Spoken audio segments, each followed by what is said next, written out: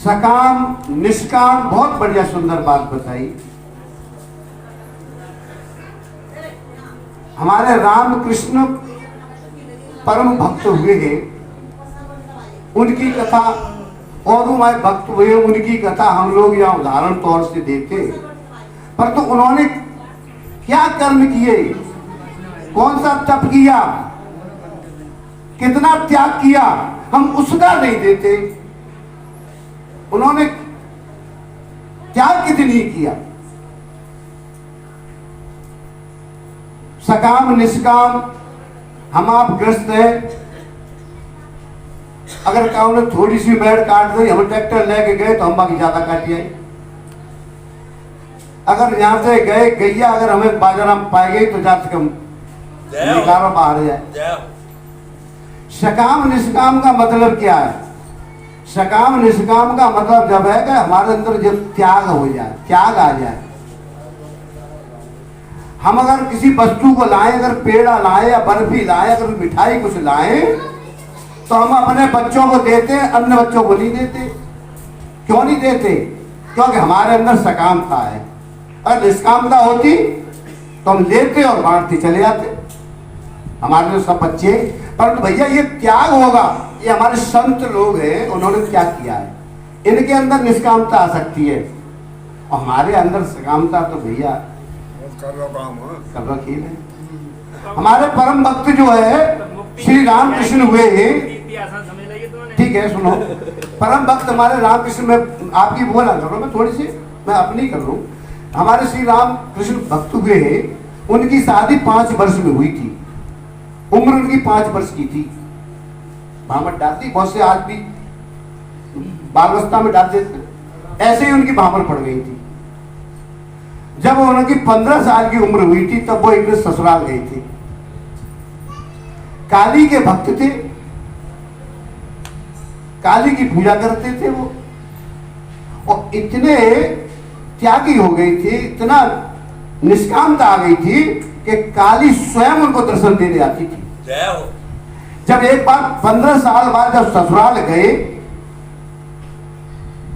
तो वहां पहचान नहीं कर पाए अन्य लोग। उनकी घरवाली वहां सामने मिली तो घरवाली भी नहीं पहचान पाई,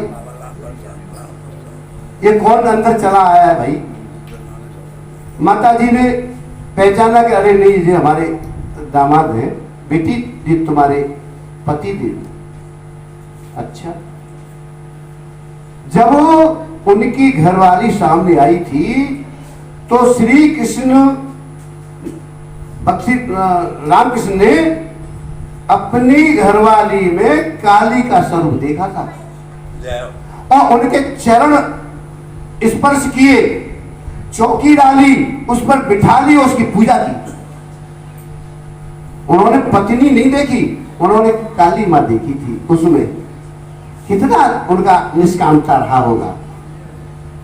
एक बार हम जैसा कोई बेवकूफ चला आया, बोले आपको काली माई दर्शन देने आती है? कहां देने आती तो है, कि अब की बार आए तो हमको भी उनका दर्शन करा देना, हमारे पास भेज देना। तो ठीक है भेज देंगे। चलने लगा, भाई बात तो सुनो, रुको। हाँ बोलो। काली माई आएगी तो मैं कहां पर भेजूं, थोड़ा सा पता तो बताते जाओ। उन्हें अपने घर का पता बताया, बोले कि ये तो आपका घर का पता है। वो दुकान करते थे परचून की, बोले कि वहां हमारी दुकान है, वहां का पता बताया। बोले वो तुम्हारी दुकान है, मैं आपका पता पूछना चाहता हूं। अपना नाम बताया, बोले तुम्हारा नाम है। जब नहीं बता पाया तो बैठ गया, बोला हाथ सिर पर रख के मैं तुम ये हूं। बोले ये भी तुम्हारा सिर है, ये भी तुम नहीं हो। जिस दिन तुम अपना पता जान जाओगे उस दिन काली मां स्वयं चली आएगी। हमें अपना पता जानना है, इस मानव शरीर में ही अपना जान सकते हैं। जिस दिन अपना हम पता जान जाएंगे उस दिन हमारा निष्कामता हमारा सफल हो जाएगा। हम अपने को तो जान जाए, पहले हम अपने को पहचान नहीं पाए हैं। कहने को हम कथा में पढ़ते ही सुनते, उसी को हम याद करके आप लोगों को सुना देते हैं। ठीक है, हम नहीं उस काम को कर सकते, हो सकता है हमारी वाणी से आप किसी का कोई हित हो जाए, कल्याण हो जाए, इसलिए कहा करते हैं।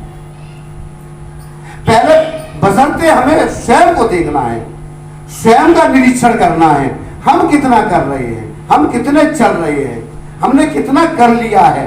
अरे हमने जब जाना है तो हम कर भी तो सकते, हमें रास्ता का मालूम है तो उस रास्ते में जा भी तो सकते, पर जाने के लिए तैयार नहीं है। हमें स्वयं को पहले अपने को पहचानो।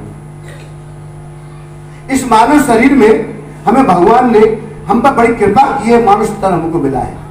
इसलिए मिला है, इसके लिए नहीं मिला है कि हम बच्चे पैदा करें, मकान बनाए, दुकान बनाए, ठीक है, मिला तो इसके लिए भी है, ऐसा नहीं है कि इसके लिए भी नहीं मिला है, परंतु मिला इसमें इसलिए है कि इसमें रहते हुए ऐसे महापुरुष के, संत के या गुरु के सानिध्य में जाकर के, इस सत्संग के सानिध्य में जाकर के हम अपने को जान जाएं, हम अपने को पहचान दें, और जैसी हमारी मति होगी वैसी हमारी गति होगी। हमें स्वाद, भगवान विष्णु गरुड़ पुराण में कहती हैं, जब स्वाद का हमें रहा, जब हमें काम का हमें वेग रहा और हमारा अधूरा रह गया, अगले जन्म में हम हाथी बन गए। हाथी बन गए तो शिकारी क्या करते, फिर एक नकली हाथी बनाते, और नकली हाथी बना करके उस हाथी को छोड़ते, और हाथी वो जंजीर में कस लिया जाता है। जब हमें स्वाद का रहा इस जन्म में, तो हमें मछली का जन्म मिला। विष्णु भगवान गरुड़ जी बता रहे, हमें मछली का जन्म मिला, और मछली को पकड़ने के लिए जब वो मांस का टुकड़ा लगा के कांटे में, रोटी का टुकड़ा लगा के कांटे में मछली को जब पकड़ता है, तो मछली यह नहीं जान पाती है कि इसमें मांस का टुकड़ा या रोटी का टुकड़ा लगा हुआ होता है, और खाने के लिए जाती है और वो फंस जाती है।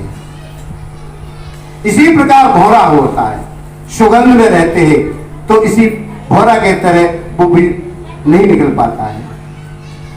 इसी तरह संगीत, किसी को संगीत का बड़ा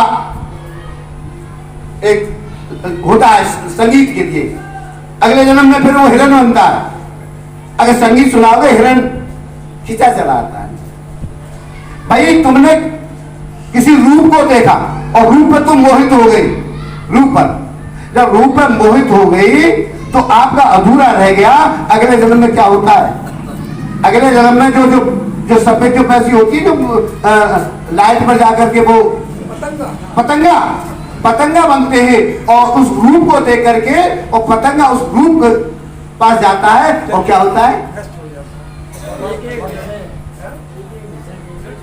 तो भगवान विष्णु गरुड़ जी इस तरह से समझा रहे हैं।